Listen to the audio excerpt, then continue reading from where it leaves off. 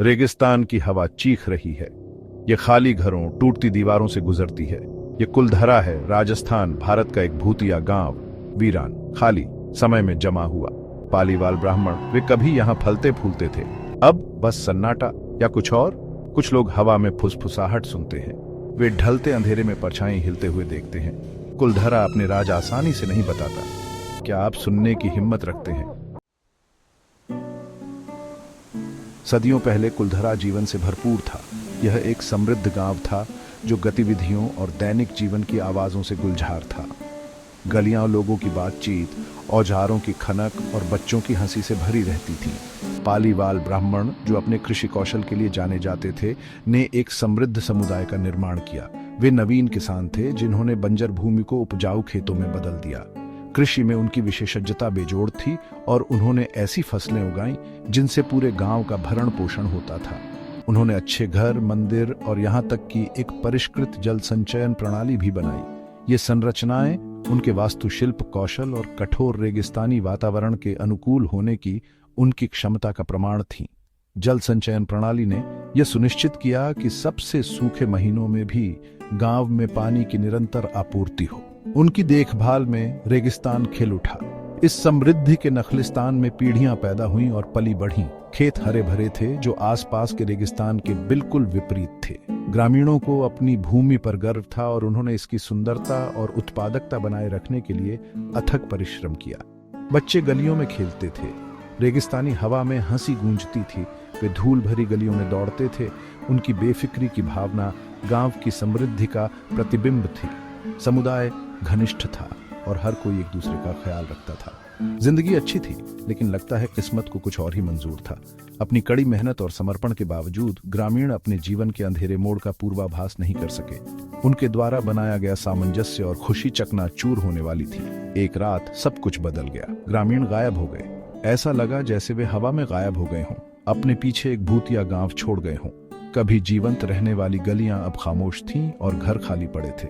वे अपने घर, अपना सामान, अपनी जान छोड़ गए।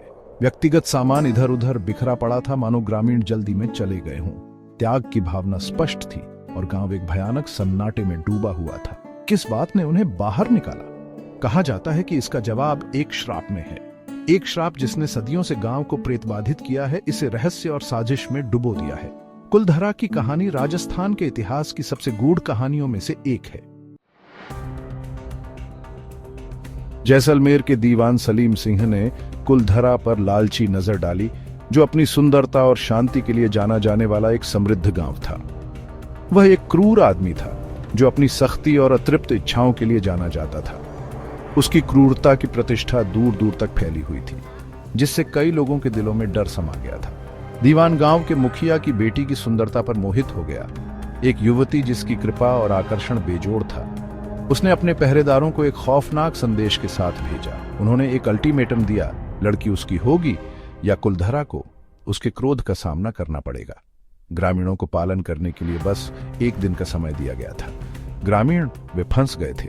उनकी पीठ दीवार से सट गई थी। जैसे ही उन्होंने अपने भाग्य पर विचार किया, उनके दिलों में भय और निराशा व्याप्त हो गई। उन्होंने अवज्ञा को चुना।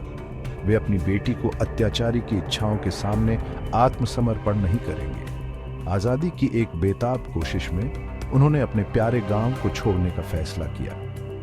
जैसे ही अंधेरा हुआ, कुलधरा के ग्रामीण रात में चले गए। अंधेरे की आड़ में उन्होंने अपने घर, अपने खेत और अपनी यादें पीछे छोड़ दी। आज तक उनका ठिकाना एक रहस्य बना हुआ है।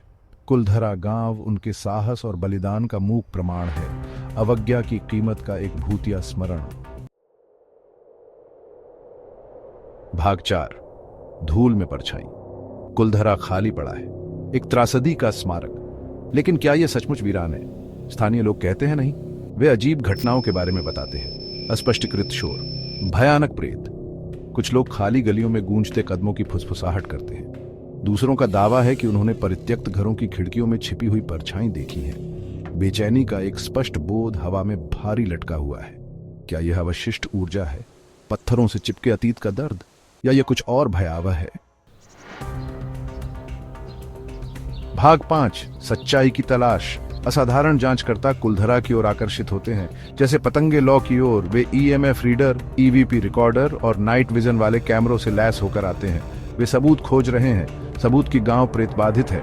उन्होंने विद्युत चुंबकीय क्षेत्रों में अजीब उतार चढ़ाव दर्ज किए हैं, अपने रिकॉर्डर पर अलग अलग आवाजें उठाई। हवा में फुसफुसाहट उन्हें जाने के लिए कह रही है, क्या यह असाधारण का वैज्ञानिक प्रमाण है या यह केवल सुझाव की शक्ति है? भयानक सन्नाटे में दिमाग चाल चल रहा है। भाग 6। साक्ष्य का भार। सबूत सम्मोहक हैं, कहानियां द्रुतशीतन हैं, लेकिन क्या वे श्राप की पुष्टि करने के लिए पर्याप्त हैं? कुछ लोग कुलधरा को ढहते खंडहरों के संग्रह के अलावा कुछ नहीं मानते हैं, एक ऐसी जगह जहां कल्पना बेकाबू हो जाती है। वे ठोस सबूतों के अभाव की ओर इशारा करते हैं, निश्चित फोटोग्राफिक साक्ष्य का अभाव। उनका तर्क है कि मानव मन आसानी से धोखा खा जाता है, खासकर उन जगहों पर जो अलौकिक कहानियों में डूबी हुई हैं। कौन सही है? क्या कुलधरा सचमुच शापित है या यह केवल एक बीते युग की दुखद याद दिलाता है? भाग 7। श्राप बना हुआ है।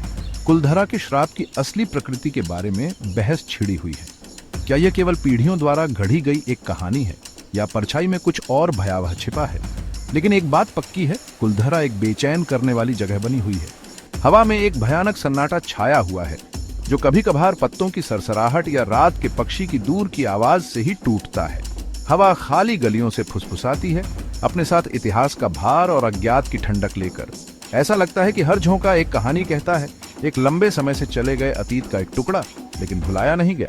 जैसे ही आप खंडहरों के बीच खड़े होते हैं, आप मदद नहीं कर सकते, लेकिन बेचैनी महसूस करते हैं। ढहती दीवारें और टूटे रास्ते आपको देखते हुए प्रतीत होते हैं, मानो गांव ही जीवित हो, अपनी सांसें रोककर बैठा हो। आपकी गर्दन के पिछले हिस्से पर एक झुनझुनी। यह ऐसा है जैसे अनदेखी आंखें आपकी हरकतों पर नजर रख रही हों, जिससे आपको सवाल हो रहा है कि क्या आप सचमुच अकेले हैं। हवा में एक फुसफुसाहट, आवाज लगभग मानवीय है, जैसे कोई दूर की आवाज संवाद करने की कोशिश कर रही हो, अपने राज उन लोगों के साथ साझा करने के लिए जो सुनने की हिम्मत करते हैं।